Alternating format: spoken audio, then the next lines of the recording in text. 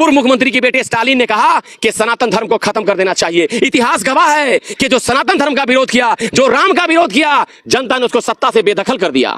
भिडियोटी देखिले तो पाळभूत हारिला, पाळभूत जितिला, कंटापिटा हारिला, कंटापिटा जितिला। कौनसी परिवर्तन हेइनी तमिलनाडु रे। आ एटा भी मने रखंतु, सनातन धर्म एमिति एक धर्म तार चेर एते तळकु लंबिची जे ताकू उपाड़ी की फोपाड़ीबार शक्ति ना स्टालिन रो अछि ना से विजय थालापति रो अछि। तमे मिसी जाई कि जदी मागणा रे भी सब जिंस बांटी दियो, हिंदुत्व जागी उठिबो, राम शब्द रे तमे मरी जिवो। कौनसी धर्म को नै कि कहिबार अधिकार आम पाखरे नाही, किंतु जे सनातन धर्म उपरे आंगुली उठेइबो ताकू आमे छाड़ीबुनी। कारण एटा होउची रामंक देश, एटा रामंकर माटी, सनातन रो माटी। रामंकु जे आंगुली उठेइची से केबे शांति रे निश्वास नै पारिनी।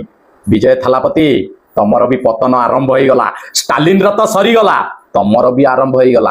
मुख्यमंत्री हेई गले जे रामंक उपरे, ताहा नुह, एटा राम राज्य आ राम बाण रे विजय थालापति रो पतन हबो।